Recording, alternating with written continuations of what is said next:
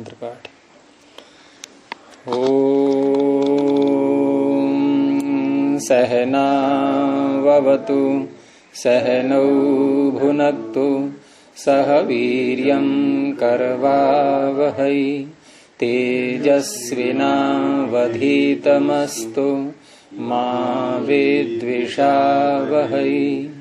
ओम शांति शांति शांति।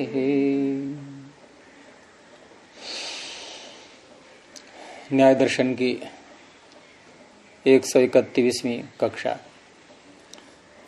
आप सभी का स्वागत है।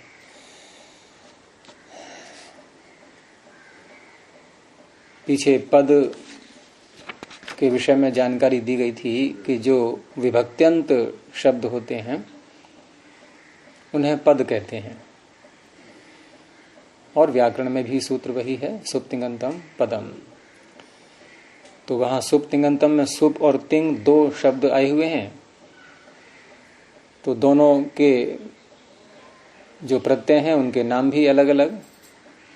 सुप हैं वो नाम शब्दों के आगे आते हैं और तिंग आख्यात के आगे आते हैं। तो नाम के आगे आने वाले जो प्रत्यय हैं उनका नाम रखा गया नामिकी विभक्ति। आख्यात के आगे आने वाले प्रत्ययों का नाम हो गया आख्यातिकी विभक्ति। उसका उदाहरण दे दिया, नाम का दे दिया ब्राह्मण और आख्यातिक का पचति। ये पद हो गए। और पद इन्होंने जो दिया है यहाँ पर, इसका लक्षण कि विभक्त्यंत पद होते हैं वो इसलिए कि भूमिका बना रहे हैं, इनको पद पर कुछ चर्चा करनी है इसलिए। और ये जो प्रकरण प्रारंभ हुआ है ये 57वें सूत्र से, यह है शब्द की शक्ति की परीक्षा, कि शब्द अपने जिस अर्थ को अभिव्यक्त करता है, जिसको स्फोट शब्द से भी कहा गया है, तो वह जो अर्थ अभिव्यक्त करता है वो कौन से अर्थ को अभिव्यक्त करता है, किस प्रकार से करता है। तो इस तरह से यहाँ नामिकी और आख्यातिकी दोनों विभक्तियों के आधार पर जो पद बने हैं उसमें से जो यहाँ चर्चा हुई है वो केवल नामिकी विभक्ति के आधार पर है, अर्थात गौ शब्द को इन्होंने लिया है। आख्यातिक पर इन्होंने चर्चा नहीं की है। तो इसीलिए कहा था कि नाम पदम च अधिकृत्य परीक्षा, नाम पद को अधिकृत करके परीक्षा की जा रही है, और गहु शब्द उसमें आधार बनाया। तो 58वें सूत्र में ये तो स्पष्ट कर ही दिया था इन्होंने कि संशय जो यहाँ उठ रहा है, जिस आधार पर आगे विचार चलेगा, वो संशय का कारण बताया कि व्यक्ति में भी पद का प्रयोग होता है, व्यक्ति को कहने के लिए, आकृति को कहने के लिए और जाति को कहने के लिए। और तीनों की जब सन्निधि होती है तो वहां पद शब्द का व्यवहार हो रहा है, उपचार हो रहा है। इसलिए संशय उत्पन्न है कि पद कह किसको रहा है, व्यक्ति को कह रहा है, आकृति को कह रहा है या जाति को कह रहा है। तो संशय उठा करके अब पूर्व पक्षी ने पहले एक, इसमें से तीनों में से एक को ले लिया, अर्थात व्यक्ति को लिया। पूर्व पक्षी कह रहा है कि व्यक्ति को कहने के लिए पद का प्रयोग होता है। आगे सिद्धांती फिर उसका उत्तर देगा। तो 59वें सूत्र की भूमिका में कहा गया कि शब्दस्य प्रयोग सामर्थ्यात् पदार्थावधारणम, शब्द के प्रयोग की सामर्थ्य से, शब्द का जब प्रयोग करते हैं तो उसके प्रयोग की सामर्थ्य से पद के अर्थ का अवधारण होता है, पद के अर्थ का निश्चय होता है। तस्मात्, इसलिए अब जो निश्चय दिखाएगा पूर्व पक्षी कि कौन से अर्थ का निश्चय हुआ, वह अर्थ है व्यक्ति। तो व्यक्ति अर्थ में पद का प्रयोग होता है, ये बात कहने के लिए अगला सूत्र है। इसको पूर्व पक्षी का सूत्र कह लें, अथवा एक विचार चल रहा है कि देखते हैं पहले कि व्यक्ति में कहां तक बात घट रही है। तो सूत्र बोलेंगे 59वां, या शब्द समूह त्याग, परिग्रह, संख्या, वृद्धि, अपचय, वर्ण, समास, अनुबंधानाम, व्यक्तौ, उपचाराद, व्यक्ति ही। तो इन्होंने कुछ कारण गिनाए हैं। एक उसमें या शब्द है, फिर समूह, त्याग, परिग्रह, संख्या, वृद्धि, अपचय, वर्ण, समास और अनुबंध। ये 10 कारण इन्होंने लिए हैं। और यहां ये गहु शब्द का प्रयोग कर करके दिखाएंगे कि देखो इन सब में व्यक्तौ उपचारात, व्यक्ति में व्यवहार होने से। पद का अर्थ क्या है? व्यक्ति ही। व्यक्ति अर्थ है पद का। व्यक्ति का तात्पर्य जो एक वस्तु है सामने, बस। क्योंकि व्यक्ति शब्द अंजु धातु से बनेगा, ये वी उपसर्ग पूर्वक। तो जो प्रकट हो जाए, है? अभिव्यक्त जैसे बोलते हैं, तो जो प्रकट हो जाए वही व्यक्ति है। और स्त्रीलिंग का शब्द है ये। अब हिंदी में व्यक्ति वो पुल्लिंग में चल पड़ा है कि एक व्यक्ति आया, ऐसे बोलते हैं ना। लेकिन होना क्या चाहिए? एक व्यक्ति आई। लेकिन हिंदी में क्योंकि वो पुरुष दिख रहा है हमें सामने, और महिला को व्यक्ति नहीं कहेंगे। तो व्यक्ति जो है पुरुष अर्थ में रूढ़ हो गया लोक में। तो स्त्रीलिंग का होते भी वो पुल्लिंग में चल पड़ा। लेकिन अगर आप इसका अनुवाद करोगे कि व्यक्ति आ रहा है, यह व्यक्ति आ रहा है, क्या बनेगा इसका अनुवाद? हाँ, व्यक्ति ही बोलो आप। यह व्यक्ति आ रहा है, पूरा वाक्य बनाओ। व्यक्ति। तो आपने इयम बोला नहीं है। जब इयम बोला है तो फिर उसका हिंदी में वैसे ही अर्थ करो कि यह व्यक्ति आ रही है। आपने इयम बोला नहीं बोला? अयम व्यक्ति तो नहीं बोल सकते। लेकिन चलता है।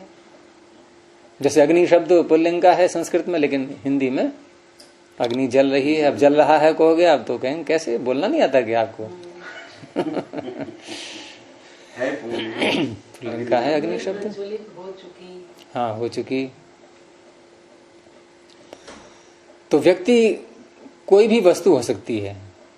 जैसे मेरे हाथ में ये पुस्तक है, ये भी क्या है? व्यक्ति।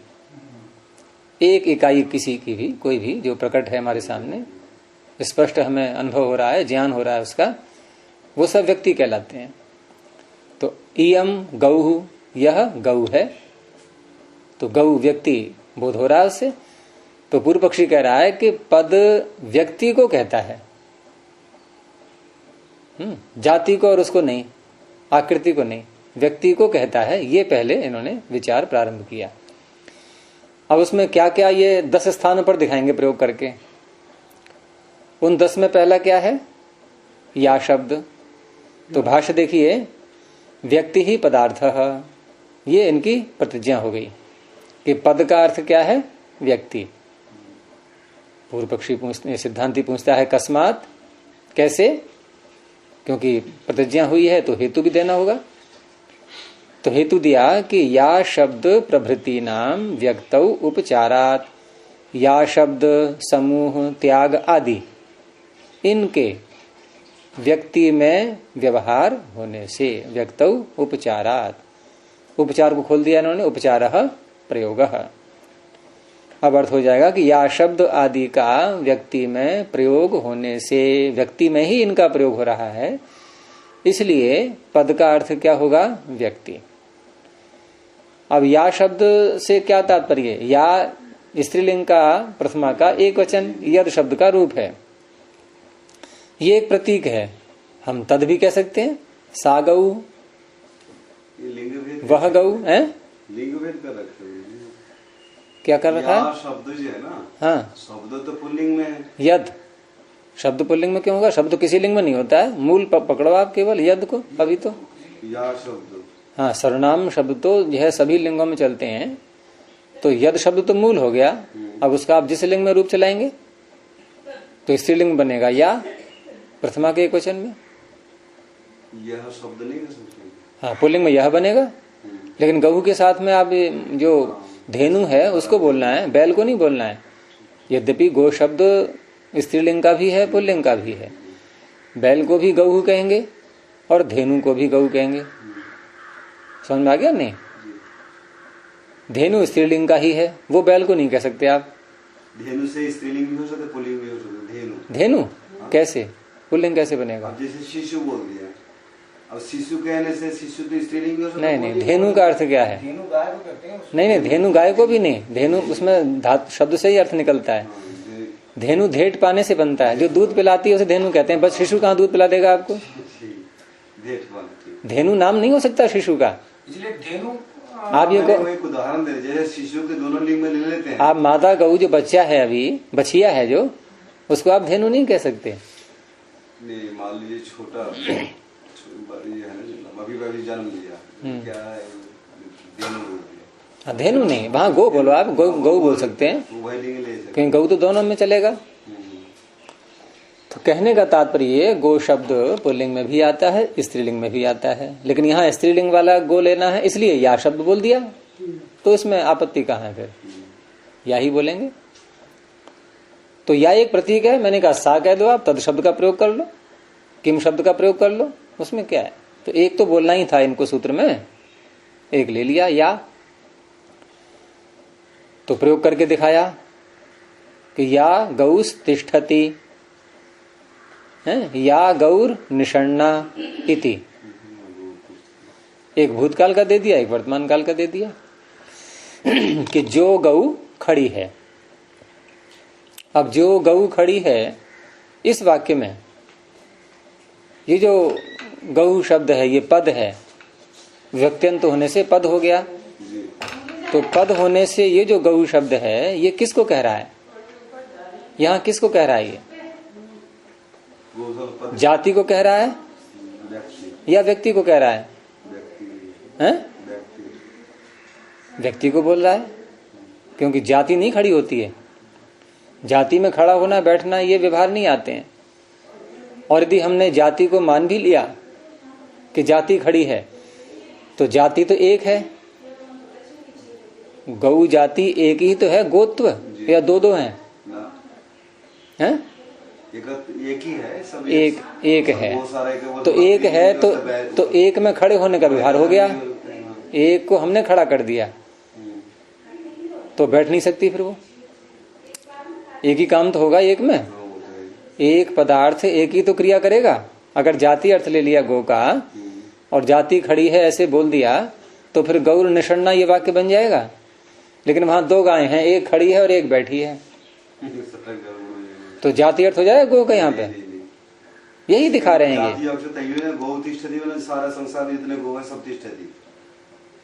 नहीं ऐसे अगर जाति नहीं तो सारे संसार जितनी गौ हैं, जितनी गौ बोलेंगे आप तो व्यक्ति में आ गए। फिर आप फिर व्यक्ति में आ गए, जितनी बोलते ही, क्योंकि जाति जितनी नहीं होती, एक होती है गौ जाति। हाँ, अब गौ तिष्ठन्ति तो इसके मतलब क्या, अगर जाति पक्ष भी लेते हैं तो ऐसे तो नहीं एक समय सभी गाय खड़ी होती है, ऐसी तो कोई बात नहीं। सभी शब्द बोलते ही फिर आप व्यक्ति पे आ गए। जाति सभी नहीं होती, समूह कहते ही फिर आप व्यक्ति पे आ गए, आप बच ही नहीं पाएंगे। वही पूर्व पक्षी कह रहा है कि गौ शब्द का अर्थ व्यक्ति है। एक में दिखा दिया उसने। ऐसे ही या गौर निषण्णा, जो गौ बैठी हुई है। निषण्णा सद धातु, शदलिदी है, हाँ निष्ठा प्रत्यांत है, शदलिदी। तो नेदम वाक्यम जाते है अभिधायकम है, इदम वाक्यम जाते है अभिधायकम न। ये वाक्य गौस्तिष्ठति अथवा गौर निषण्णा, ये वाक्य जाति का कथन करने वाला अभिधायक नहीं है। क्यों नहीं है? अभेदात, जाति में भेद न होने से। जाति में भेद होता नहीं है कि एक जाति खड़ी है और एक जाति बैठी है, ऐसे नहीं कह सकते आप, क्योंकि जाति तो एक ही है, उसमें भेद नहीं है। अगर भेद होता, दो दो तीन तीन जातियां होती, तो कह सकते थे कि गौर तिष्ठति गौर निषण्णा, कि एक जाति जो है एक गो जाति खड़ी है, एक गो जाति बैठी है। लेकिन यहां तो अभेद है, जाति एक ही होती है। इसलिए यहां जो ये वाक्य बोले जा रहे हैं, इनसे व्यक्ति अर्थ निकल रहा है। व्यक्ति में भेद होता है, एक ये व्यक्ति, एक ये व्यक्ति, एक ये व्यक्ति, एक सारे व्यक्ति हैं अलग अलग। तो भेदातु द्रव्य अभिधायकम, भेद होने से ये वाक्य द्रव्य का अभिधायक हो गया, द्रव्य को बताने वाला हुआ। यहां द्रव्य शब्द जब बोलेंगे बार बार, ये यहां द्रव्य का अर्थ व्यक्ति ही है। ये अंत में देखो, इस भाष्य की अंतिम, इस सूत्र के भाष्य का अंतिम अंश देखो आप, अंतिम हाँ, इति ही नार्थांतरम, ये ध्यान रखना है इसको, कि हम जो द्रव्य पीछे बोला है सब जगह, तो कह रहे हैं कि द्रव्य और व्यक्ति ये कैसे हैं दोनों, अर्थांतर नहीं है, न अर्थांतरम, अर्थात एक ही अर्थ है दोनों का, भिन्न अर्थ नहीं है। जिसको व्यक्ति शब्द से कहा है उसी को द्रव्य शब्द से कहा है। तो यहां जो वाक्य है कि भेदातु द्रव्याभिधायकम, भेद है यहां पर, बैठने वाली गौ अलग है, खड़े होने वाली अलग है, तो भेद होने से ये जाति का कथन नहीं हो रहा है, यहां द्रव्य का अर्थात व्यक्ति का कथन हो रहा है। ये पहला हो गया। दूसरा क्या है सूत्र में शब्द, समूह। अब समूह पर आ गए, तो वाक्य बोला गवाम समूह, गायों का समूह। क्या अर्थ निकल रहा है गो शब्द से? यहाँ जाति निकल रहा है, जातियों का समूह, समूह का व्यक्ति हो, सब जगह व्यक्ति ही निकलेगा, क्योंकि जाति तो एक है, उसका समूह कैसे बन जाएगा? तो गौओं का समूह अर्थात गो अलग अलग जो व्यक्ति हैं उनका समूह। इति भेदात, यहां भेद है तभी तो बहुवचन बना, बहुवचन भेद में ही बनता है। एक ही वस्तु में बहुवचन नहीं बनेगा। ईश्वर में बहुवचन आएगा कभी? ईश्वरः ईश्वरौ ईश्वराः, तो कहाँ है दो ईश्वर, तीन ईश्वर या बहुत सारे ईश्वर? एक ही वचन है। तो जाति एक है, गोत्व जाति एक है, उसका समूह बन ही नहीं सकता। तो भेद होने से बनता है समूह। अलग अलग पदार्थ हैं, उनको इकट्ठा कर दिया, समूह हो गया। तो गवाम समूह इति भेदा द्रव्याभिधानम, ये द्रव्य का अभिधान हो गया, कथन हो गया। न जाति है, यहां भी जाति का कथन नहीं है। हेतु वही है जो पहले दिया था, अभेदात, भेद न होने से जाति में भेद नहीं होता। अगर जाति के कथन करना हो, अगर पकड़ छोड़ दो आप, जितनी बात अभी कही जा रही है वो आगे आएगा। अभी चर्चा प्रारंभ हुई है, ये पूर्व पक्षी का सूत्र है, ये वो दिखा रहा है, सिद्धांति बताएगा आगे चल करके। और मैंने कल बताया भी था आपको, सिद्धांत पक्ष यही है कि कोई भी पद कभी दो को कहता है, कभी तीनों को कहता है।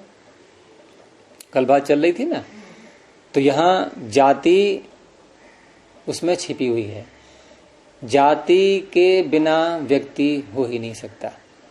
ये बातें आगे आएंगी, लेकिन अभी केवल इतना ध्यान रखना है कि अभी जो बात हो रही है ये व्यक्ति में घट रहा है। शब्द ये स्पष्ट हमें दिखाई दे रहा है, और आपने स्वयं स्वीकार किया भी कि हाँ व्यक्ति अर्थ है, ये व्यक्ति अर्थ है। आप स्वयं बोल रहे हैं बार बार, तो क्या लग रहा है हमें पता? तो जो आपको लग रहा है पता, वही पूर्व पक्षी को लग रहा है, उसको भी व्यक्ति अर्थ दिखाई दे रहा है। क्योंकि हम जब ये वाक्य बोल रहे हैं तो हमें व्यक्ति अर्थ ही तो दिखाई दे रहा है। अब जाति कैसे छिपा हुआ है इसमें, ये आगे बताएंगे।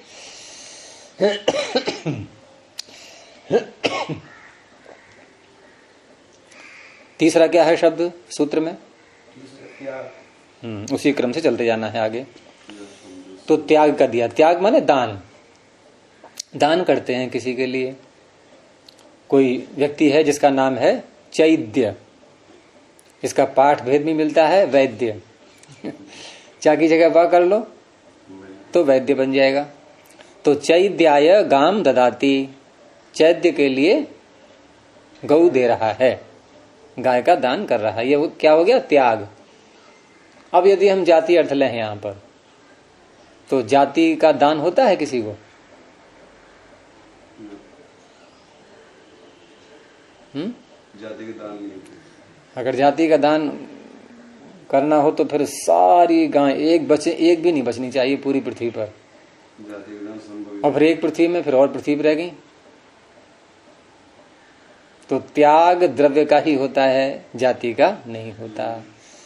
तो चैद्याय गाम ददाति इति द्रव्यस्य त्यागः। उसमें योग दर्शन में चैत्य आया हुआ है, आया ना चैत्य। लेकिन वह चीटी से बना होगा चैत्य। हाँ, अब चैत्य कैसे है पता नहीं, है नाम है किसी का, किसी व्यक्ति विशेष का। इसलिए पाठवेद इसका वैद्य भी मिलता है। तो चैद्याय गाम ददाति इति द्रव्यस्य त्यागो न जाते है अल्प विराम है। जाति का त्याग नहीं हो सकता, द्रव्य का ही त्याग होता है। क्यों नहीं होता जाति का त्याग? हेतु दिया अमूर्तत्वात्। जो वस्तु दी जा रही है वह कैसी है? मूर्त, साकार दिखाई दे रही है सामने, उसको पकड़ रहे हैं, रस्सी बांधी गई है उसमें, उसको दे रहे हैं। लेकिन जाति अमूर्त होती है। अमूर्तत्वात्, जाति अमूर्त है, अमूर्त होने से उसका त्याग नहीं हो सकता। मूर्त वस्तु का ही त्याग कर पाएंगे हम, किसी को देंगे तो मूर्त वस्तु होगी वो। और कहा आगे कि प्रतिक्रम अनुक्रम अनुपपत्तिश्च, एक और हेतु दिया, अर्थात जाति का न तो प्रतिक्रम होता है न अनुक्रम होता है, दोनों की अनुपपत्ति सिद्धि न होने से। प्रतिक्रम क्या है? किसी के चारों ओर घूमना। जैसे कोई वस्तु दी है तो देते समय देखते हैं ना भाई अच्छी है खराब है कैसी है, चारों ओर से घूम घूम के उसको देख लिया। और हो सकता है इसलिए लोग प्रदक्षिणा करते हो किसी वस्तु की देने से पहले, गाय की प्रदक्षिणा उस काल में कोई करता होगा, हो सकता है। तो प्रतिक्रम का अर्थ है प्रदक्षिणा एक प्रकार से, और अनुक्रम का अर्थ है उसके पीछे पीछे चलना। तो पीछे पीछे चलने का तात्पर्य है कि जब कोई वस्तु देते हैं तो देने के बाद थोड़ी दूर तक जो है अतिथि कोई आया है, उसको आपने कुछ दिया है, और उसके बाद जब साथ में कुछ दूर जाएंगे, जैसे विवाह में एक प्राचीन परिपाटी थी पहले कि वधू की जब विदाई करते थे तो प्रथम जल दर्शन तक छोड़ते थे। कहीं प्रथम जो है जल दिखाई दे जाए, पहला तालाब आ गया, कुआं आ गया, कुछ भी आ गया। शकुंतला को छोड़ने के लिए जब जा रहे हैं तो कहते हैं अब जल आ गया है, अब यहीं तक छोड़ दो। हाँ, यहीं तक छोड़ दो। यहाँ से तो ऐसी गाय का दान किया है तो ठीक है, रस्सी पकड़ करके पीछे पीछे उसके चल रहे हैं, ये क्या हो गया? अनुक्रम। तो प्रतिक्रम और अनुक्रम ये भी जाति के साथ नहीं घटेंगे। जाति की आप प्रदक्षिणा नहीं कर सकते, जाति के पीछे पीछे चल नहीं सकते, क्योंकि वह अमूर्त है। तो ये भी व्यक्ति अर्थ निकल रहा है यहाँ। और क्या है चौथा शब्द सूत्र में? परिग्रह। परिग्रह का अर्थ क्या होगा? ग्रह कहते हैं ग्रहण करना, चारों ओर से ग्रहण करता है। हाँ, चारों ओर से ग्रहण करना, यानी कि दूसरे को किसी वस्तु पर अधिकार दिलाना। जिस पर हमारा अधिकार है अब तक, जिस पर हमारा स्वत्व है, तो अपना स्वत्व छोड़ करके दूसरे का स्वत्व बनाना, दूसरे की वस्तु बनाना। दान की भी तो गुरु जी यही परिभाषा करते हैं ना कि अपना स्वत्व हटा करके दूसरे का बनाना। स्थापित करना। तो दूसरे का स्वत्व बताया जा रहा है यहाँ पर कि परिग्रह का स्वयं उन्होंने अर्थ किया कि स्वत्वेन अभिसंबंध, कि जिस वस्तु के साथ हमारा स्वत्व रूप से संबंध है, जिसको हम कह सकें कि ये हमारी है। तो वहां वाक्य दिखा दिया उन्होंने, क्योंकि गाय ही दिखाना है सर्वत्र उदाहरण। तो दो वाक्य दिए कि कौंडिन्यस्य गौहु ब्राह्मणस्य गौहु। अब दो इसलिए दिखाए इन्होंने कि भेद दिखाना है इनको, जाति में भेद होता नहीं है कि ये जो गौ है ये तो कौंडिन्य की है और ये ब्राह्मण की है। अब यदि जाति अर्थ लें यहाँ पर तो जाति दो होती नहीं है ना, कौंडिन्य गो और ब्राह्मण से वो कौंडिन्य तो भी तो ब्राह्मण है। होने दो, यहाँ अलग कर दो आप बिल्कुल। वो ये कौंडिन्य की है और ये दूसरे ब्राह्मण की है, दो गौएं हैं। अब दो गौएं आप जाति में कर लेंगे ऐसे कि दो जातियां हैं, व्यक्ति दो हो सकते हैं, जाति दो नहीं हो सकते। तो यहां ये अर्थ बन ही नहीं सकता कि ये जाति जो है कौंडिन्य की है, गो जाति, गोत्व जाति, और ये जो दूसरी गोत्व जाति है। गुरु जी यहाँ तो इन उदाहरणों में वास्तव में ये व्यक्ति का ही व्यक्ति अर्थ निकल रहा है सब में। तो वास्तव में क्या पूर्व पक्षी को आप क्या कोई मूर्ख समझ रहे हो? अरे वो भी तर्कपूर्ण बात ही कर रहा है अपनी। तो कौंडिन्य से गौहु ब्राह्मण से गौहु इति द्रव्याभिधाने द्रव्य भेदात संबंध भेद इति उपपन्नम। अब क्योंकि द्रव्य अर्थ निकल रहा है गौ शब्द का और द्रव्य में भेद होता है, तो द्रव्य के भेद होने से संबंध का भेद हो गया। एक गौ का संबंध कौंडिन्य के साथ हो गया, एक गौ का संबंध ब्राह्मण के साथ हो गया। इति उपपन्नम, ये सिद्ध हो गया। लेकिन जाति अर्थ लेंगे तो होगा नहीं, क्यों कि अभिन्ना तु जाति ही इति, जाति में भेद होता नहीं। और भेद न होने से वो और जाति के टुकड़े आप कर नहीं पाओगे कि आधी गोत्र जाति कौंडिन्य की है, आधी ब्राह्मण की है, ये भी नहीं कह सकते। तो जाति में भेद नहीं होता। इसलिए जाति की परिभाषा जो है, जाति को बोलते हैं ना कि छिन्ने भिन्नेषु अभिन्ना छिन्नेषु अछिन्ना। वस्तुएं भिन्न भिन्न है लेकिन वो अभिन्न है, सब में है। अब एक ही वस्तु ले ली, एक व्यक्ति को ले लिया, अब उसके टुकड़े कर दिए। आकृति भिन्न जाति, जिनकी आकृति भिन्न होती है, अलग अलग जाति। हाँ, नहीं यहाँ तो एक सूत्र अलग आएगा जाति के लक्षण का कि समान प्रसवात्मिका जाति है। ये इस अध्याय का अंतिम सूत्र आएगा। वहां ये अध्याय आपका समाप्त हो जाएगा, दूसरा अन्य भी। तो छिन्न इनके एक वस्तु के ही टुकड़े कर दिए हमने, लेकिन जाति का टुकड़ा नहीं होता। तो भिन्नेषु अभिन्ना छिन्नेषु अछिन्ना, उसे कहते हैं जाति। इसीलिए उन्होंने अभेदात अभेदात पीछे भी यही कहा, यहां भी वही दिया, हेतु अभिन्ना तु जाति रीति। आगे है संख्या सूत्र में। तो संख्या का दिया उदाहरण कि 10 गावः विंशतिर् गावः, 10 गाय और 20 गाय। जब ये शब्द प्रयोग करेंगे तो बात फिर वही है कि जाति में तो भेद होता नहीं। ये संख्या का प्रयोग जाति में हो ही नहीं पाएगा। जाति में आप एक तो भले ही बोल दो कि एक गोत्व जाति है, एक महिषत्व जाति है, ऐसे करके आप बोलेंगे तो एक एक एक एक सब में आएगा, लेकिन दो नहीं बोल सकते कहीं भी। इसीलिए उन्होंने संख्या में 10 और विंशति का प्रयोग किया, एक का प्रयोग नहीं किया, यद्यपि एक भी संख्या होती है। तो 10 गावः विंशतिर् गावः इति भिन्नम द्रव्यम संख्यायते। यहां भी इन शब्दों के द्वारा, गो शब्द के द्वारा भिन्न द्रव्य की गिनती की जा रही है। और इसीलिए 10 और 20 संख्या होगी कि 1 2 3 4, ये व्यक्ति गिन रहे हैं, हम जाति नहीं गिन रहे। समझ में आ रहा होगा आपके भी? ये तो बहुत सरल है विषय। न जाति ही, हेतु वही है अभेदात, जाति में भेद नहीं होता। आगे शब्द है वृद्धि। वृद्धि का अर्थ है बढ़ना। भाई छोटा शिशु है, दूध पी रहा है, भोजन खा रहा है, धीरे धीरे वृद्धि हो रही है, शरीर वृद्धि को प्राप्त हो रहा है। गाय का बच्चा है, वो वृद्धि को प्राप्त हो रहा है। तो वृद्धि कहां होती है वो दिखा रहे हैं कि कारणवतः द्रव्यस्य अवयवोपचयः। ऐसा द्रव्य जो कारण वाला है, द्रव्य तो और भी होते हैं, ईश्वर भी द्रव्य है, जीवात्मा भी द्रव्य है, लेकिन ये कारण वाले नहीं है, ये कारण से नहीं बने हैं। तो जो द्रव्य कारण से बनते हैं, अर्थात जिनकी उत्पत्ति होती है, उनके अवयव होते हैं, घटक पदार्थ होते हैं उनके, वही सब उनके कारण हो गए। तो कारणवतः द्रव्यस्य अवयवोपचयः, उसके अवयव का उपचय, उपचय माने वृद्धि। चयन करते हैं ना वस्तु का कि एक ईंट रखी, फिर दूसरी ईंट रखी, फिर तीसरी ईंट रखी। और दीवार कहते हैं हम, दीवार चिनी जा रही है, ऐसे बोलते हैं। चिति याग सुने होंगे आपने, शेन चित याग, और ये इस तरह के जो होते हैं अलग अलग, वहां ईंटों का चयन करते हैं एक के ऊपर एक, तो चयन करके वेदी बनाई जाती है। तो उपचय, ऊपर को चयन हो रहा है, वृद्धि हो रही है उसमें। तो कारण बढ़ाए जा रहे हैं, तो वस्तु का, द्रव्य का, व्यक्ति का उपचय होने लगा, वृद्धि होने लगी। और वाक्य क्या बोला गया कि अवर्धत गौः इति। अभी वो बच्चा था कुछ महीने पहले, और बढ़ करके पूरी गऊ बन गई, तो गऊ बढ़ गई। अब यहां गऊ का अर्थ जाति ले सकते हैं कि जाति बढ़ गई।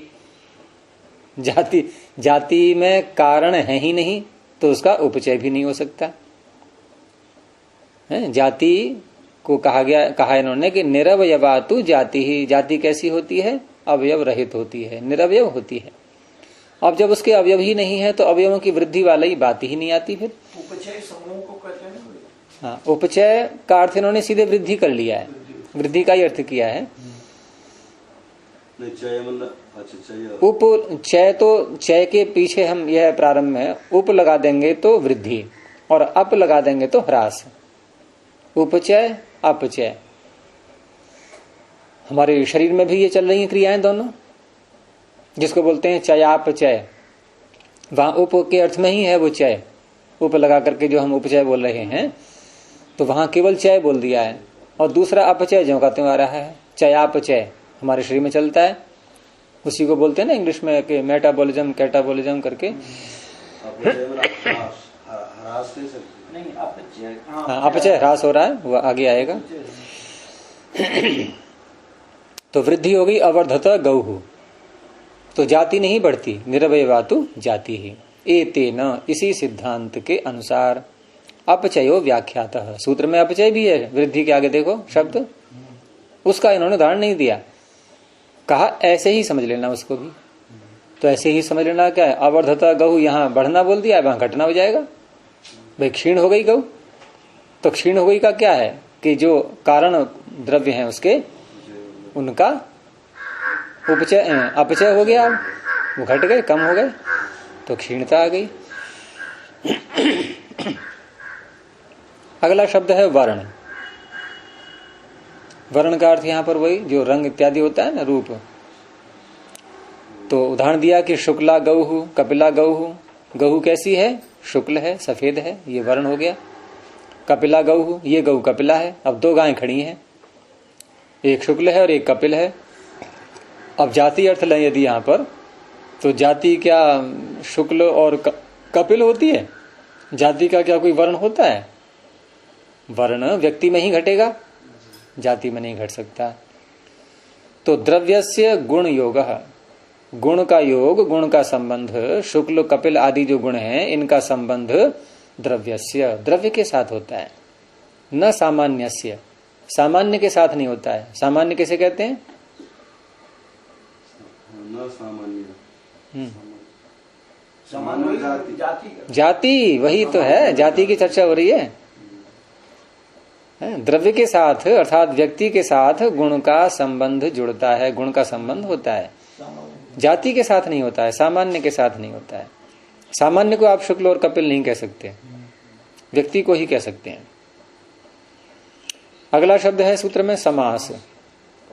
समास के लिए दिया, समास कहते हैं संबंध को, यहाँ संबंध अर्थ लिया है इन्होंने। संक्षिप्त नहीं है, समास संक्षिप्त बोलते नहीं, नहीं, संक्षिप्त नहीं है। समास यहाँ संबंध अर्थ में ले लेंगे।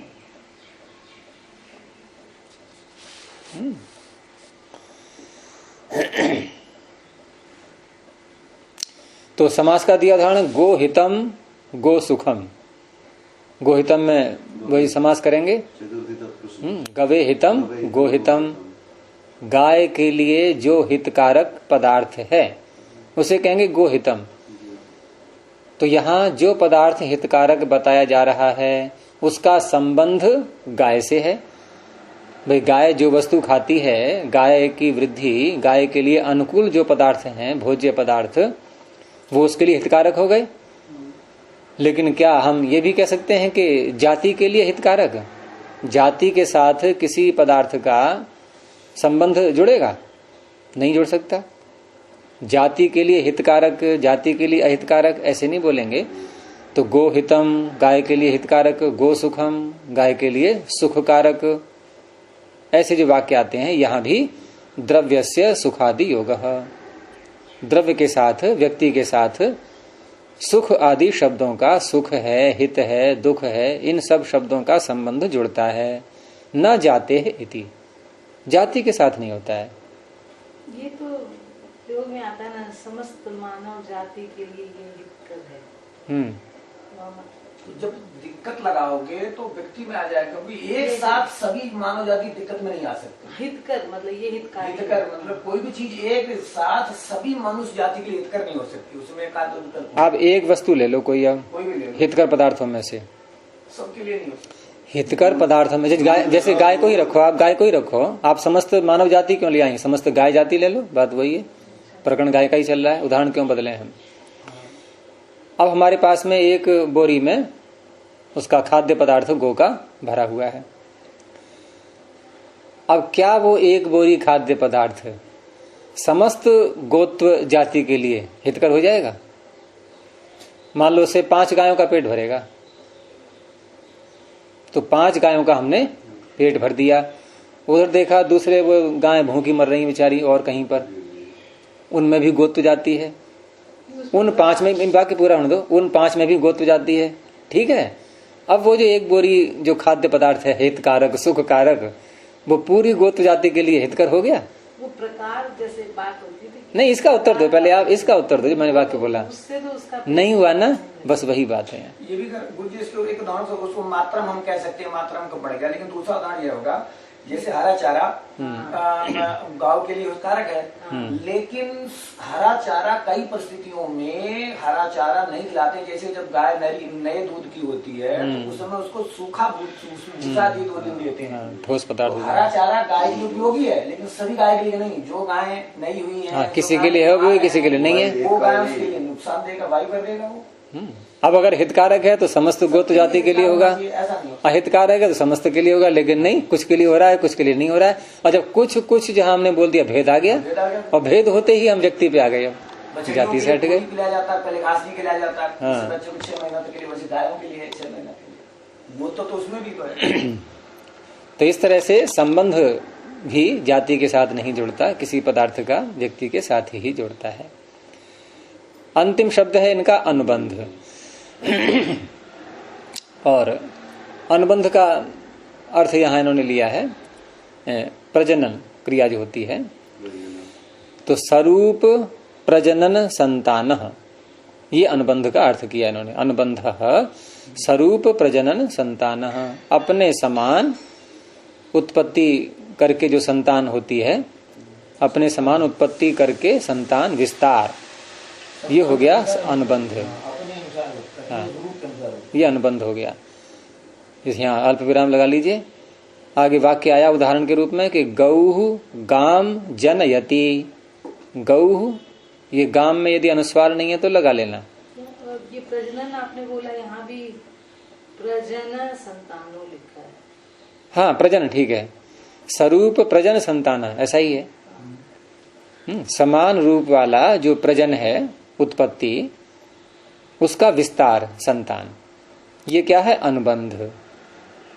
अनुबंध ही है। हम एक प्राणी है और वो अपनी स्वयं तो नष्ट हो ही जाएगा कुछ वर्षों बाद, लेकिन अपने से दूसरे को बांध दिया, उसने और दूसरे को बांध दिया, ये संतति चल पड़ी, यही अनुबंध है। उदाहरण हो गया गौहु गाम जनयति। गौहु गाय को उत्पन्न कर रही है। अब यहां यदि हम गौ का अर्थ जाति ले लें तो अर्थ बन जाएगा कि जाति जाति को उत्पन्न कर रही है, क्योंकि जाति की उत्पत्ति होती नहीं, जाति तो नित्य है। यहां भी व्यक्ति ही अर्थ निकलेगा कि एक गौ व्यक्ति दूसरे गौ व्यक्ति को उत्पन्न कर रही है। तो तद उत्पत्ति धर्मकत्वात्, क्योंकि यहाँ उत्पत्ति बताई जा रही है, उत्पत्ति धर्म दिखाया जा रहा है, तो उत्पत्ति धर्म होने से द्रव्य युक्तम, ये द्रव्य में ही ठीक बैठ पाएगा, उसी में चरितार्थ होगा। न जातौ, जाति में नहीं हो सकता। हेतु क्या दिया? विपर्ययात। क्या अर्थ हुआ? है विपर्य, उल्टा। तो उल्टा होने से किससे और क्या, किसके उल्टा होने से? यही मतलब ये है कि उत्पत्ति धर्म का उल्टा कर दो, अनुत्पत्ति धर्म। यानी कि जाति कैसी है? अनुत्पत्ति धर्म वाली है। विपर्य होने से, उससे विपरीत होने से, उत्पत्ति धर्म से विपरीत होने से जाति में यह नहीं यह संगत होगा। अब यहां द्रव्य शब्द बार बार उन्होंने बोला है पीछे भाष्य में, उसका स्पष्ट कर दिया कि आप व्यक्ति की व्यक्ति को सिद्ध करने के लिए चले थे और आपने अपने वाक्यों में द्रव्य द्रव्य बार बार बोला है, तो आप तो सूत्र के अर्थ से ही हट गए। जो आपका पक्ष था उसी से हट गए, तो कहा नहीं, वो द्रव्य का अर्थ व्यक्ति ही है। तो द्रव्यम व्यक्ति ही इति ही न अर्थांतरम, इनका एक ही अर्थ है दोनों का।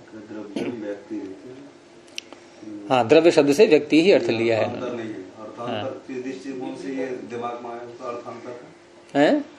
अर्थांतर माने भिन्न अर्थ, और न अर्थांतर समान अर्थ। ये जो नाम ना अर्थांतर कहा है, द्रव्यम व्यक्ति ही ना अर्थांतर, द्रव्य क्या है, व्यक्ति है, अर्थांतर क्या वचन, इसके मतलब समान अर्थ है दोनों का, दोनों का समान अर्थ है। व्यक्ति कह लो और द्रव्य कह लो, बात एक ही बात है, यही कह रहे हैं। अगर कोई द्रव्य कोई और अर्थ निकाल ले, आप तो व्यक्ति की बात कर रहे हो, हाँ, तो शब्द आप द्रव्य पे आगे व्यक्ति पे, तो व्यक्ति अर्थ में ही इन्होंने द्रव्य शब्द का प्रयोग किया। बात में बात कर रहे थे, उलट गए, ये कैसे हाँ, तो इसलिए समझा दिया इन्होंने, एक ही चीज है, एक ही है वो। तो इस तरह से यहाँ इस सूत्र के द्वारा ये सिद्ध किया गया कि किसी भी पद का प्रयोग हो, क्योंकि गो तो एक उदाहरण हो गया, वो सब में घटेगा फिर तो, कि किसी भी पद का प्रयोग हम किस में करते हैं, व्यक्ति में। तो अस्य प्रतिषेध, अब इसका प्रतिषेध, अब खंडन हो रहा है इसका। आप कहें खंडन क्यों हो रहा है, तो बहुत सही बात अब तक बताई गई है सारी। हमारे द्रव्य पक्षों ने दिखा दिया, नहीं दिखा क्या दिया, आपको भी लग रहा है कि ऐसा ही है, तो खंडन क्यों कर रहे हैं फिर ये? और लग रहा है उसके मतलब सत्य बात का खंडन क्यों कर रहे हैं? लाक्षण का अर्थ निकालेंगे ना, शब्द का तो व्यंजना लक्षणा होता है ना। अब वहाँ लक्षणा से ये गुरुजी, लक्षणा से वो भी ले आएंगे, क्या नाम है, जाति भी लाएंगे। वो उसने बोल दिया जैसे रिस्का लाओ, तो रिस्का वाला मिलकर रिस्का बोला, रिस्का लाओ, रिस्का का मतलब ये नहीं है, रिस्का नहीं, रिक्शा, उसमें लाक्षणिक अर्थ, तो उसके दृष्टिकोण वहाँ जो व्यक्ति विशेष उसको बुलाया जा रहा है, वो भी आएंगे, उदाहरण सब आएंगे। तो अस्य प्रतिषेध, अब इसका प्रतिषेध, खंडन। तो सूत्र बोलेंगे न तद अनवस्थाना है, अर्थात आपने ये कहा कि पद का अर्थ व्यक्ति ही है, अब ही करके बात चलेगी, ठीक है, कि ऐसा नहीं है। एक तो ये खंडन हो गया इसका, पूर्व पक्षी का। अब उसमें हेतु दिया इन्होंने कि तद अनवस्थाना, तद किसको कहेगा, ये व्यक्ति को, जो प्रकरण चल रहा है पीछे का, व्यक्ति का अनवस्थान होने से, स्थिर न होने से, है, स्थिरता न होने से, तो अनवस्थाना अर्थात व्यक्ति के स्थिर न होने से केवल व्यक्ति पदार्थ नहीं है। मैंने केवल अपनी ओर से जोड़ा है क्योंकि आगे भाष्य में आएगा उसी के आधार पर। तो भाष्य देखिए कि न व्यक्ति ही पदार्थ, ये न का अर्थ कर दिया इन्होंने कि मात्र व्यक्ति ही पदार्थ। यहां मात्र का अध्याय कर लेना अपनी ओर से कि मात्र व्यक्ति ही पदार्थ नहीं है। और यहां पूर्व पक्षी क्या कहना चाह रहा था कि पद का अर्थ केवल व्यक्ति है, वो ये दिखा रहा था, अर्थात जाति और आकृति नहीं है। लेकिन सिद्धांति कह रहा है कि ऐसा मत समझो, अर्थात केवल व्यक्ति ही पद का अर्थ नहीं है। अब केवल व्यक्ति नहीं है तो सिद्धांति व्यक्ति का खंडन नहीं कर रहा है, ध्यान देना वाक्य पर। सिद्धांति पद का अर्थ व्यक्ति है ऐसा खंडन नहीं कर रहा है। ये जो वाक्य जैसे पीछे आई थी भूमिका में कि अस्य प्रतिषेध, इसका प्रतिषेध, तो लगेगा कि ये तो बिल्कुल ही खंडन करने जा रहे हैं। तो प्रतिषेध भी किस बात का कर रहे हैं वो स्वयं स्पष्ट किया इन्होंने कि केवल अर्थात व्यक्ति मात्र ही पदार्थ नहीं है, ये खंडन कर रहे हैं ये। और पूर्व पक्ष यही मान रहा था कि व्यक्ति मात्र ही पदार्थ है, केवल का खंडन है। कस्मात पूर्व पक्षी ने कहा क्यों नहीं है व्यक्ति मात्र पदार्थ? उत्तर दिया अनवस्थाना, उसकी अवस्थिति, उसकी स्थिरता न होने से। अर्थात वो व्यक्ति जिसको आप गऊ कहते आ रहे हैं इतनी देर से, और 10-10 उदाहरणों में आपने बोला, इन उदाहरणों में जिस व्यक्ति को आप कह रहे हैं वह व्यक्ति टिका किस पर है? वो जो गौ है वो किस पर टिकी हुई है, किस पर टिकी है का तात्पर्य, अगर हम जाति को हटा दें तो गौ की स्थिति नहीं रहेगी। ये गौ है, ये गौ है, ये गौ है, ऐसे आपने जब बोला तो आपने सबको गौ बोल कैसे दिया? ये भी गौ है, ये भी गौ है, ये जो भी हम लगाते हैं साथ में, तो ये भी लग कैसे रहा है? क्योंकि व्यक्ति में भी कैसे लगेगा? जैसे हम कहें कि ये भी पुस्तक है, ये भी पुस्तक है, ये ऐसे बोल पाएंगे क्या? नहीं बोला, समान वाला। तो ये समान शब्द कहाँ से आ गया आपका? समान जाति, क्योंकि समान तो है नहीं। मान लो अच्छा समान में ले लो आपकी, जैसे ये पुस्तक है और ये पुस्तक है, क्या समान है दोनों? ये अष्टाध्यायी है, ये उसका भाष्य है, समान कहाँ है? पुस्तक के मतलब उनके स्वरूप से ये पुस्तक, ये पुस्तक, ये स्वरूप से स्वरूप से भी एक नहीं है। देखो इसमें ये पतली है, ये मोटी है, उसमें पुस्तक नाम इसके भी है, इसके भी नाम है, जाति की वजह से। आ गई ना आप उसी पे, वही शब्द करवा रहा हूं मैं आपसे। जाति बोलना पड़ा आपको, नहीं बोलना पड़ा? पुस्तक वही कह रहा है सिद्धांति कि बिना जाति के व्यक्ति टिक नहीं सकते। तद अनवस्थान है। पुरुष जाति, स्त्री जाति हैं?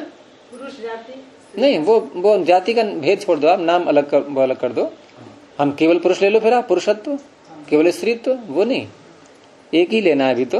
व्यक्ति जो है जाति के बिना रह नहीं। हाँ, वही सूत्र का तात्पर्य है कि न तद अनवस्थानात्, अर्थात व्यक्ति का अवस्थान, व्यक्ति की स्थिति बिना जाति के नहीं हो सकती। हम खंडन नहीं कर रहे, हम ये नहीं कह रहे कि पद का अर्थ व्यक्ति नहीं है। बात वो तो हो सकता है, लेकिन वो भी समानता देखा जाता है। आप इसी कह नहीं सकते ना, जब ये पुस्तक ये आप जो बात कह रहे हैं, आप जो बात कह रहे हैं, खंडन उसका नहीं हो रहा है, वो तो बात ठीक है, लेकिन सिद्धांती वहां तक आपको पहुंचाए कैसे, वो समझाए कैसे आपको? पूर्व पक्षी ये माने बैठा है कि केवल व्यक्ति अर्थ है, उसे आप कैसे समझाओगे? आप बताओ कैसे समझाओगे? आप यही शैली तो अपनाओगे कि जिनको आप व्यक्ति बोल रहे हो वो व्यक्ति बिना जाति के कैसे टिकेंगे? बस उतनी बात समझनी है अभी। जाति टिक जाएगी, हैं? बिना व्यक्ति की जाति टिक जाएगी, वो विषय आगे आएगा, अभी सब पे चर्चा होगी धीरे धीरे। तो या शब्द प्रभृति भी, या शब्द आदि जो 10 उदाहरण पीछे दिए थे, इनके द्वारा यो विशेष्यते, जो विशिष्ट किया जा रहा है, जिनको बताया जा रहा है, जिस गौ शब्द को बताया जा रहा है, स गो शब्दार्थ, वह गो शब्द का अर्थ है, गो पद का वो अर्थ है। या शब्द आदि जो 10 प्रकार बताए थे, उनके द्वारा जिसको विशेषित किया जा रहा है वह गो शब्द का अर्थ है। जैसे बता दिया कि या गौस तिष्ठति, या गौर निषण्णा इति, ये पूर्व पक्षी के द्वारा दिए हुए उदाहरण को इन्होंने उद्धृत किया। इसको आप विपरीत अल्पविराम में ले लें, या गौस तिष्ठति, या गौर निषण्णा, ये दोनों वाक्य जो है ये पीछे के उन्होंने उठाए कि ऐसे आपने जो है पीछे कहा था गो शब्द का ये अर्थ है, ठीक है, ऐसा पूर्व पक्षी ने कहा। तो अब आगे कह रहे हैं कि न द्रव्य मात्रम अविशिष्टम जात्या विना अभिधीयते। न द्रव्य मात्रम अविशिष्टम, अब द्रव्य का अर्थ वही लेना, व्यक्ति जो पीछे करते आ रहे हैं कि व्यक्ति मात्र, और कैसा व्यक्ति मात्र? अविशिष्टम, जो अविशिष्ट है, जो विशेषण से रहित है। तो विशेषण यहां पर कौन सा? जाति वाला, अर्थात जाति से रहित। अविशिष्टम का अर्थ क्या हो गया? अब जाति से रहित। तो द्रव्य मात्रम अविशिष्टम, जाति से रहित द्रव्य मात्र, इतना समझ में आ रहा है? जाति से रहित द्रव्य मात्र, व्यक्ति मात्र, जात्या विना, जाति के बिना, न को यहां ले लो अब, न अभिधीयते, नहीं कह सकते, नहीं कहा जाता है। जब भी किसी द्रव्य को कहा जाएगा, व्यक्ति को कहा जाएगा, तो जाति के बिना व्यक्ति का कथन नहीं हो सकता। न द्रव्य मात्रम अविशिष्टम जात्या विना अभिधीयते। तो फिर कैसे होता है कथन व्यक्ति का, कैसे होता है कथन द्रव्य का? किम तरही, उत्तर दिया जाति विशिष्टम, जाति से विशिष्ट का ही कथन होता है। जाति यदि नहीं है तो व्यक्ति टिक नहीं सकता। तस्मात, इसलिए न व्यक्ति ही पदार्थ। अब यहां भी मात्र शब्द बोल करके ही करना, इसलिए व्यक्ति मात्र पदार्थ नहीं है। पद का अर्थ केवल व्यक्ति मात्र नहीं है। एवं इसी प्रकार से, क्योंकि इन्होंने या शब्द का ही तो उदाहरण लिया था पीछे से, अन्य भी तो रह गए 9, तो दूसरा क्या था उसमें? समूह। उसमें आदि शब्द जोड़कर कह दिया एवं समूहादिषु द्रष्टव्यम। इसी प्रकार से समूह है, त्याग, परिग्रह इत्यादि जो अन्य हैं उनमें भी समझ लेना चाहिए।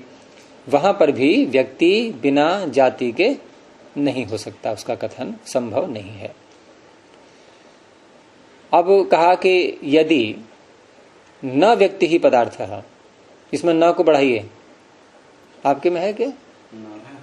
इसमें न है। यदि व्यक्ति, हाँ, यदि के आगे न को बढ़ा लीजिए। यदि न व्यक्ति पदार्थ कथम तरहि व्यक्ता।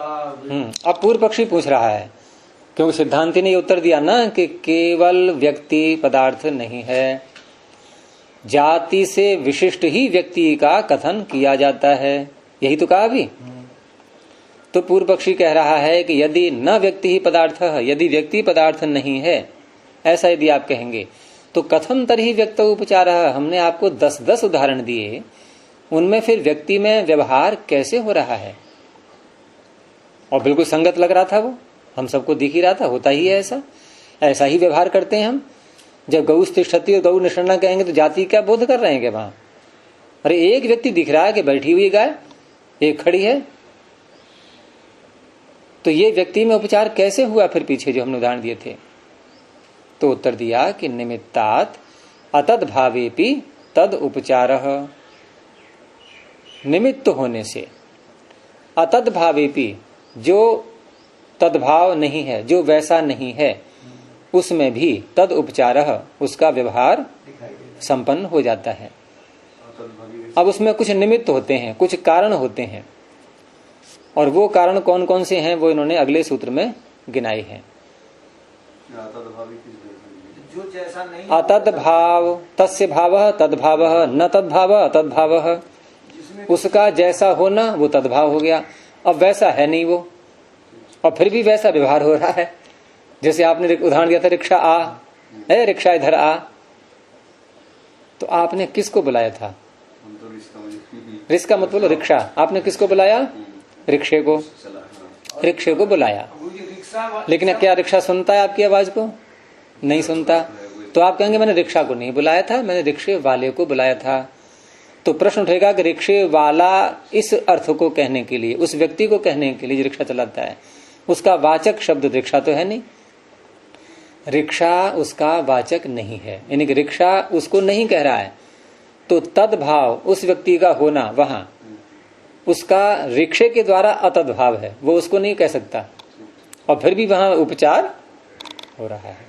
ऐसे गुरु जी, अब उसमें कुछ निमित्त हैं, वो गिनाए हैं इन्होंने आगे। ऐसे गुरु जी सवारी शब्द का भी प्रयोग होता है। तो हम तो सवार हैं, लेकिन रिक्शा वाला जो कहना कि सवारी सवारी, जयपुर वहाँ की जहाँ के नाम लिखा ना, सवारी हमको कहता हो, हम सवार हैं, लेकिन सवारी नाम से हमको मिलाता है। हम सवार हैं, सवारी हुआ, सवारी तो वाहन हो गया, वाहन है, लेकिन वो हमें सवारी कहता है कि कितनी सवारियां हैं, कि 10 बैठी हैं। अब 10 बैठी हैं तो इसका अर्थ 10 वाहन बैठे हैं, यानी कि हम पर कोई सवार है और हम हो गए सवारी।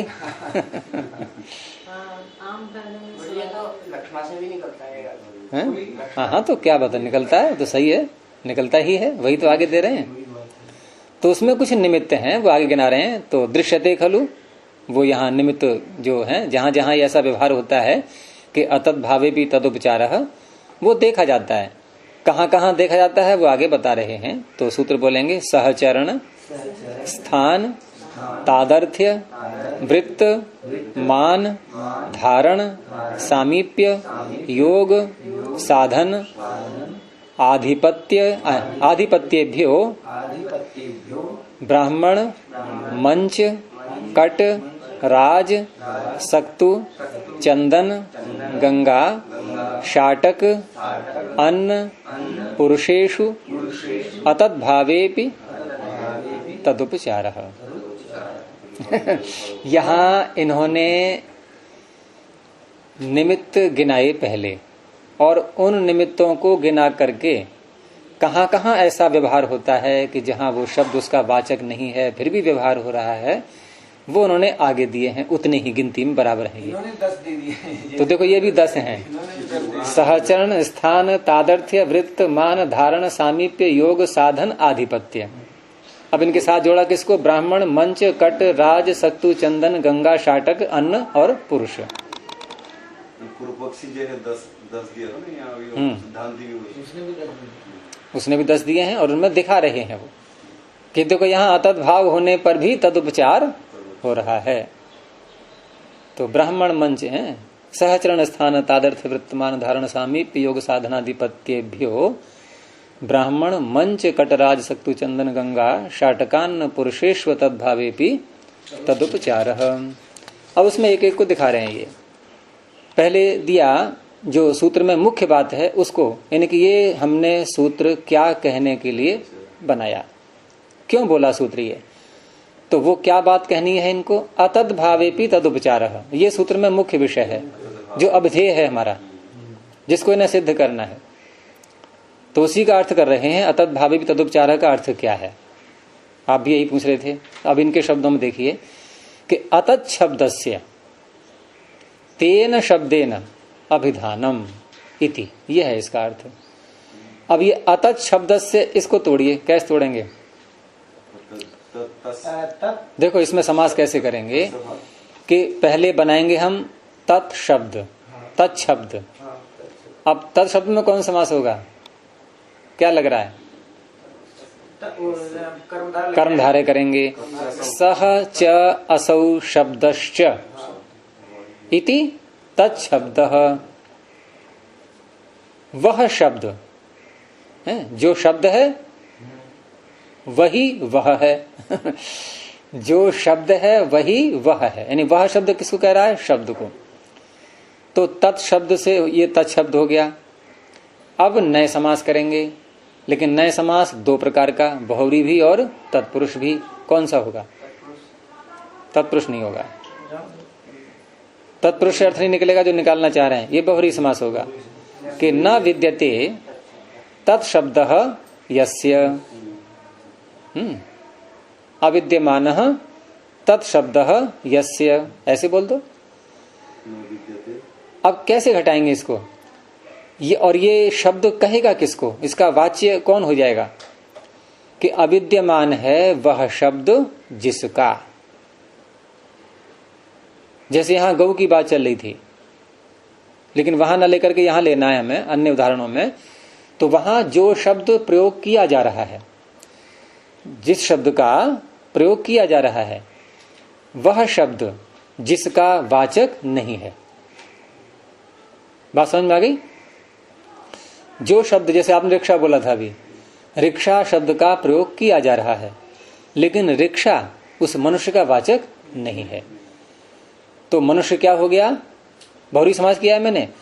न विद्यते तत्शब्दः यस्य, रिक्शा शब्द जिसका वाचक, वाचक अपनी ओर से अध्ययन कर लो, जिसका वाचक नहीं है, वो कौन है? वो कौन है? वो कौन है? चलाने वाला मनुष्य। तो मनुष्य कौन हो गया? अतत शब्द। अब आ गया समझ में? अतत शब्द हो गया मनुष्य।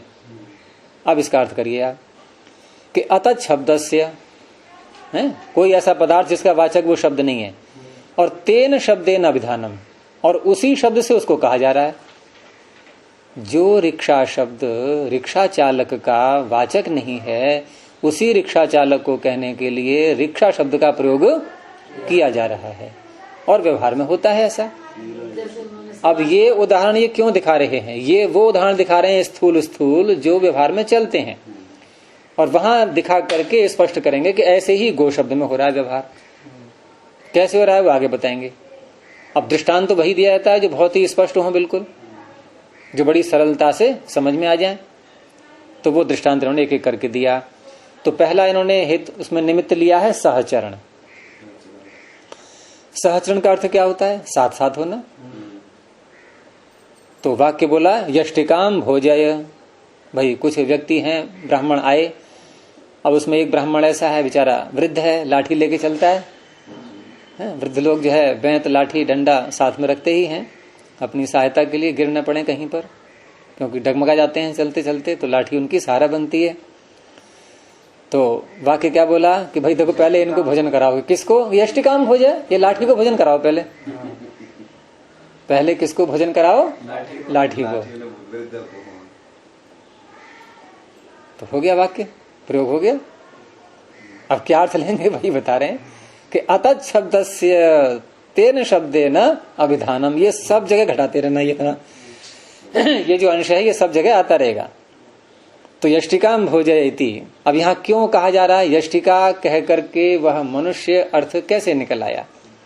तो निमित्त क्या है इसमें? सहचरण, क्योंकि लाठी साथ साथ है, उसके साथ साथ है तो वही उसका वाचक बन गई। अब काली कमली, लाठी वाले ना बोल के लाठी बोल, हाँ लाठी बोल दिया बस। साधारण से भी दूर में तुम कहते हैं ओ लाठी, तो अपने आप समझ जाएगा लाठी है। छोटी धरा, छोटी वाले को है छोटी, छोटी है धोती, ऐसे करके बोलते हैं, है परिहास करने के लिए। संगीत को धोती एक बार हम जा रही है कड़ीबत पंत, थोड़ा कानून बात ज्यादा निकालते हैं तो गुरुकुल में सबको धोती कहते हैं, धोती वाली। तो यष्टिकाम भोजयति, तो यष्टिका सहचरितो ब्राह्मण अभिधीयते। यष्टिका सहचरितः, यष्टिका के साथ चलने वाला जो ब्राह्मण है वो कहा जा रहा है। तो इस तरह से वाक्य प्रयोग में आते हैं। तो अतः शब्द का भी व्यवहार उस शब्द से हो जाता है। स्थान का दिया आगे, स्थान जिसको हम कहते हैं तातस्थ्योपाधि, जो महाभाष्य में भी आया हुआ है। महाभाष्य में सहचरण भी आया हुआ है, साहचर्य, वहां साहचर्य शब्द है, तातस्थ्योपाधि। तो मंचाह क्रोशंती इति मंचस्थः पुरुषा अभिधीयन्ते।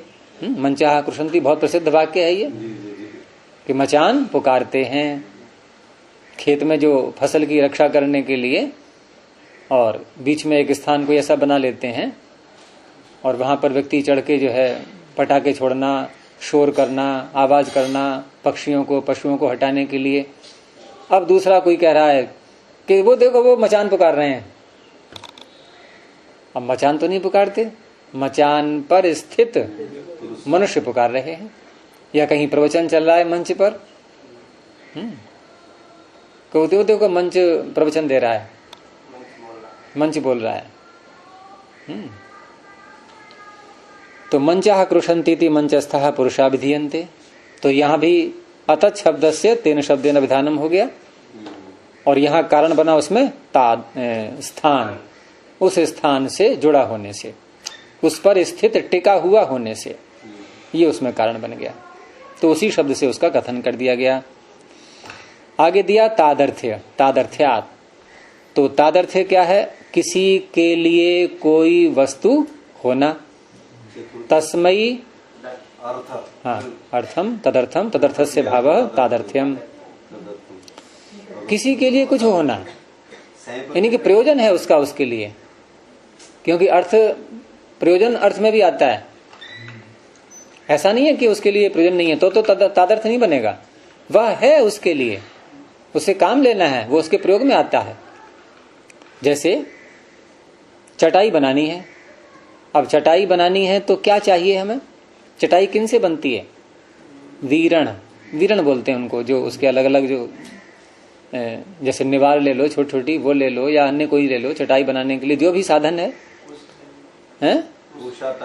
हाँ कुश ले लें, ये सब क्या है? वीरण।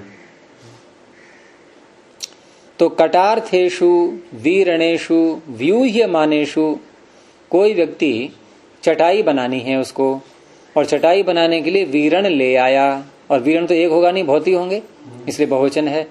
और उन वीरणों का क्या कर रहा है? वो व्यूहन कर रहा है, उनको ढंग से लगा रहा है। जैसे कंबल या दरी बनाते हैं, वस्त्र बनाते हैं, तो पहले एक तरह के धागे ऐसे लगेंगे सारे, फिर उनमें क्रॉस करने वाले लगेंगे, ताना बाना हो गया, ये है ओत प्रोत जैसे बोलते हैं।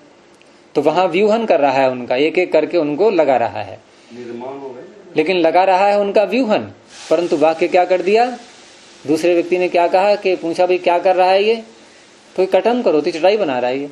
चटाई कहाँ बना रहा है अभी तो वीरणों का व्यूहन कर रहा है, चटाई कहाँ बना रहा है? मतलब सजाना। हाँ, यथास्थान लगाना उनको। अच्छा, समझ गई। उनका व्यूहन कर रहा है अभी चटाई सामने नहीं आई है, न चटाई का कोई स्वरूप निखर करके आया है, लेकिन चटाई पहले से बोल दिया। चटाई पहले से बोल दिया। व्यूहन कर रहा है तो परिणाम क्या निकलेगा? चटाई बनेगी। चक्की पे गेहूं रखने गए और चक्की वाले से क्या कहा? जो कि पिसना गेहूं बोलते हैं हम भाषा में, आटा पीसो। तो कटार्थेषु वीरणेषु व्यूहमानेषु, कट के प्रयोजन वाले जो वीरण हैं उनके व्यूह्यमान होने पर, उनका व्यूहन किए जाने पर, और वाक्य प्रयोग में आ गया कटम करोति इति भवति, ऐसा वाक्य बोल देते हैं। तो ये क्या है? तादर्थ्य, क्योंकि वीरण वो कट के लिए ही है, इसलिए सीधे वीरण में ही कट शब्द का व्यवहार हो गया। आगे दिया वृत्त। वृत्त माने आचरण किसी व्यक्ति का। जैसे कोई राजा है, बहुत शासन उसका पक्का है, अपने शासन में ढील नहीं देता, तो यम जैसा व्यवहार कर रहा है वो, तो कह दिया यमो राजा। ये राजा कैसा है? यम है, जबकि यम नहीं है, यम एक अलग ही व्यक्ति था कोई, लेकिन उसके समान व्यवहार करने से उसको यम कह दिया। ऐसे ही कोई बहुत दानी राजा है, तो दानी एक कुबेर प्रसिद्ध हुए ही थे, उस राजा को भी कह दिया कुबेरो राजा। ये राजा कैसा है? कुबेर है, लेकिन वो कुबेर तो नहीं है। तो सर्वत्र यही लगेगा कि अतः शब्दस्य तेन शब्देन अभिधानम, वह कुबेर शब्द उस राजा का वाचक नहीं है, फिर भी उस कुबेर शब्द से उसका व्यवहार किया जा रहा है। तो यमो राजा कुबेरो राजा इति तद्वद वर्तते, यह उसके समान व्यवहार कर रहा है, इसलिए वृत्त व्यवहार होने के कारण से इस शब्द का प्रयोग हो गया। आगे दिया मान। मान का यहां तात्पर्य वो तोलना, नापना, भार इत्यादि। तो आढ़केन मिताः सक्तवः, सत्तु थे उनको तोला, और तोल करके एक आढ़क उनको तोला गया। आढ़क कितना होता है? आढ़क संख्या होती है, हाँ 2.5 सेर या 5 सेर जो भी है। अढ़ैया बोलते हैं ना, अढ़ैया। तो अढ़ैया इसी का तो बिगड़ के बन गया है, तो अढ़ैया तो 2.5 सेर ही होगा ना, हैं? तो आढ़क सत्तू थे, अब सत्तू तोल करके रख दिए, ठीक है, एक स्थान पर रख दिए और तोल करके रख दिए। अब उसको पूछा कि भाई क्या है ये? तो आढ़क सत्तू है ये। अब आढ़क सत्तू है, आढ़क सक्तवः, ये जो वाक्य प्रयोग कर रहे हैं, यहाँ आढ़क तो तोल का नाम है, सत्तू का नाम तो नहीं है, लेकिन सक्तु को भी आढ़क शब्द से कह दिया गया। ये मान इसमें कारण बन गया।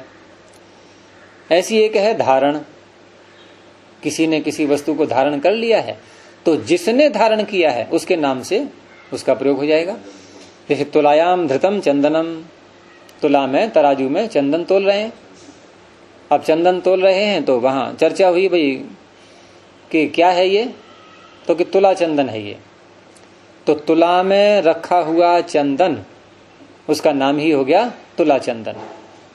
जबकि ऐसा लग रहा है कि तुला नाम की कोई वस्तु है और उसका चंदन है ये, या तुला से बना हुआ चंदन है, क्योंकि ऐसे वाक्यों में षष्ठी समासी तो करेंगे हम, हमारा ध्यान वहीं पहुंचता है सीधा।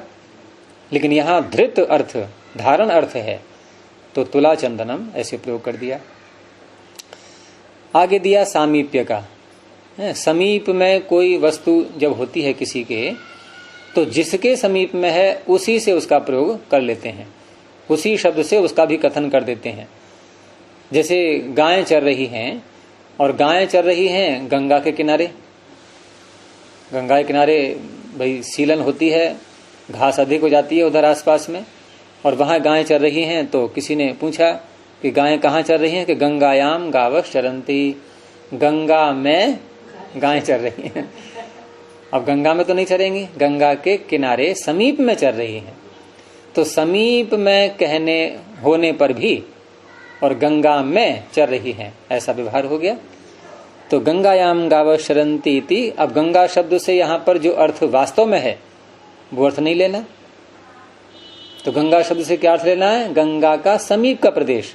अब समीप के प्रदेश को तो गंगा शब्द नहीं बोल रहा है, तो अतः शब्दस्य तेन शब्देन अभिधानम, फिर वही बात आ गई कि समीप के देश को गंगा शब्द नहीं कह रहा है, नहीं कह सकता, लेकिन फिर भी यहां गंगा से उसका व्यवहार हो रहा है।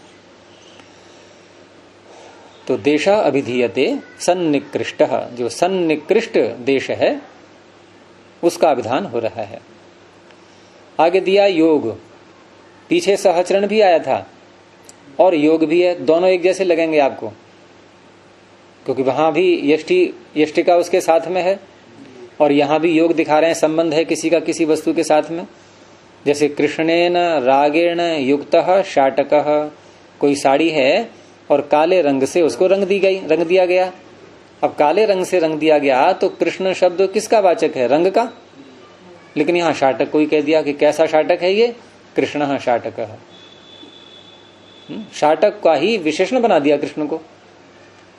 अगर हम कृष्ण का अर्थ रंग ही लें यहां जो कहते हो तो कैसे बोलेंगे हम? कृष्ण का अर्थ क्या होता है? कृष्ण का अर्थ काला बोल तो दिया आपने, लेकिन काला तो विशेषण है ये। मैं पूछ रहा हूं कृष्ण का अर्थ, कृष्ण शब्द का वाच्य कौन है? विशेषण मत लेना, जो रंग है वो है काला, और रंग कोई विशेषण नहीं है वो। आप कृष्ण को छोड़ो, शुक्ल को ले लो। शुक्ल का अर्थ क्या है? सफेदी या सफेद? ऐसा समझ में आएगा। सफेदी या सफेद? सफेदी होगा। हैं? सफेदी वर्ण अर्थ लेना है हमें, वर्णी नहीं, वर्ण। अब हम जैसे ये वस्त्र है ये, तो हम ये कह सकते हैं इसको हिंदी में कि ये धोती कैसी है? सफेदी कहेंगे ऐसे? सफेदी धोती ऐसे बोलेंगे? क्या बोलेंगे? अच्छा, अब सफेद का वाचक शब्द कहाँ है हमारे पास में? फिर हम क्या कहेंगे? शुक्लवान, ऐसे बोलना पड़ेगा, मतुब प्रत्यय करना पड़ेगा। लेकिन बिना मतुब किए भी, और शुक्ल शब्द जो सफेदी का वाचक था वो सफेद का भी वाचक बन गया। ऐसे ये है योग संबंध। तो कृष्णेन रागेण युक्तः शाटकः कृष्ण इत्यभिधीयते, ऐसा कहा जाता है कि शाटक कैसा है? ये कृष्ण है, यानी कि विशेषण बना दिया इसको, जबकि ये केवल रंग का ही वाचक था, रंगीन का नहीं। मान और धारण में क्या अंतर है?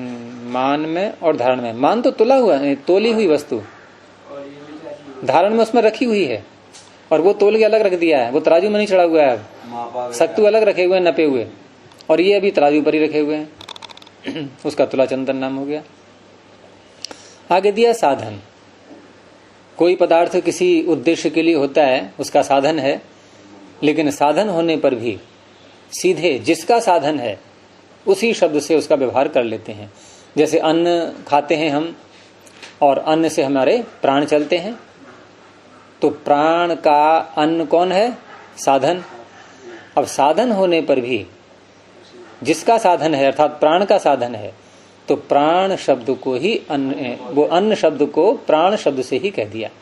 जिसका साधन है, अन्न प्राण का साधन है, तो अन्न शब्द का प्रयोग प्राण शब्द के लिए ही कर दिया गया, और वाक्य बन गया अन्नम प्राणाः, कि अन्न क्या है? प्राण है, लेकिन प्राण नहीं है अन्न, प्राण का साधन है। जल जीवन है, तो जल जीवन का साधन है, फिर भी प्रयोग होता है। आधिपत्य, आधिपत्य स्वामित्व है, किसी किन्हीं स्थान पर, व्यक्तियों पर, वस्तुओं पर किसी का स्वामित्व, उसका आधिपत्य, उसका प्रभाव होना पूरा। जैसे कोई बहुत प्रसिद्ध मनुष्य है तो कहते हैं अयम पुरुषः कुलम। अर्थ क्या है वास्तव में? कि यह जो पुरुष है ये पूरे कुल पर अपना आधिपत्य रख रहा है, और पूरे कुल पर आधिपत्य रखने से उस पुरुष को ही कुल कह दिया गया। सीधा आधिपत्य होने से, कुल पर आधिपत्य होने से पुरुष शब्द को कुल शब्द से कहने लगे। कुलपति ऐसे ही गोत्र है, कुलपति नहीं वहाँ कुल दूसरा अर्थ है। वहाँ जो कुल वहाँ समूह है, जैसे ब्रह्मचारियों का समूह, उसका अधिपति कुलाधिपति। ऐसे ही गोत्र शब्द है तो मनुष्य को ही गोत्र कह दिया, अयम गोत्रमिति, क्योंकि वह अपने पूरे गोत्र में मुख्य है, इसलिए अयम पुरुषः कुलम अयम गोत्रमिति। तो तत्र अयम, इस प्रकार से यह जो पद है वो सहचरण योगात, सहचरणाद योगाद्वा। अब जो पीछे बताया था यहाँ, अब गौ शब्द पे आ रहे हैं अभी अपने। तत्र अयम, अयम कौन? गौ शब्द। तत्र अयम, वहां पीछे के उदाहरण में जो पूर्व पक्षी ने प्रस्तुत किए थे 10, इन्होंने भी 10 कह करके समझाया है उसको कि कैसे प्रयोग करोगे वहां। तो वहां जो यह गो शब्द है ये सहचरण योगात, सहचरणात योगात्वा, क्योंकि इन 10 में से इन्होंने 2 ले लिए। अब एक तो सहचरण और एक योग। तो सहचरण के कारण से और योग के कारण से, क्योंकि निमित्त गिनाए थे ना, इन किन निमित्तों से हमने पद में उसमें व्यक्ति में प्रयोग किया उसका गो शब्द का। तो सहचरण से और योग से, सहचरणात योगाद्वा। जाति शब्दो व्यक्तौ प्रयोज्यते, ये है इनका मुख्य उत्तर। शब्द जाति ही है। गो शब्द, गो पद किसको कह रहा है? जाति को। लेकिन जाति को कहने पर भी सहचरण से और योग से। सहचरण का क्या अर्थ हुआ? कि व्यक्ति जाति के साथ रहती है, ये हो गया सहचरण। अब क्योंकि व्यक्ति जाति के साथ रहती है तो जाति शब्द से व्यक्ति का प्रयोग हो गया। जैसे लाठी ब्राह्मण के साथ रहती है तो लाठी से ब्राह्मण को भी कह दिया, यष्टिका से ब्राह्मण को भी कह दिया। गो जाति व्यक्ति के साथ रहती है तो गो शब्द से व्यक्ति को कह दिया, जाति को न कह करके। जैसे यष्टिका से यष्टिका को न कह करके यष्टिका जिसके साथ रहती है उसको कह दिया। तो ये हो गया सहचरण। दूसरा है योगात, योग से भी घटा सकते हैं यहां पर ये। जैसे कृष्ण रंग से युक्त शाटक को कृष्ण कह दिया। ऐसे ही गो जाति के संबंध से, योग से, गो तो जाति है व्यक्ति में, उसके संबंध से उस गो शब्द से व्यक्ति को भी कह दिया है। अब इसे क्या निष्कर्ष निकला? क्या ये निष्कर्ष निकला कि व्यक्ति अर्थ नहीं है जाति का, वो पद का? पद का व्यक्ति अर्थ नहीं है, क्या ये अर्थ निकलेगा इससे? व्यक्ति मान रहा है सिद्धांति, लेकिन व्यक्ति मानने पर भी वो ये कह रहा है कि व्यक्ति में व्यवहार इसलिए हो रहा है क्योंकि जाति से जुड़ा हुआ है वो। तो मुख्य अर्थ कौन सा हुआ इसमें? फिर अब ये बात आएगी सामने। देखो, यष्टिकाम भोजय में यष्टिका का मुख्य अर्थ क्या है? मुख्य अर्थ का तात्पर्य अभिधा अर्थ, यष्टिका ही है। ऐसे ही गो शब्द का मुख्य अर्थ क्या है? अभिधा वृत्ति से जाति। ठीक है। अब लक्षणा से हम उसको व्यक्ति अर्थ में घटाएंगे।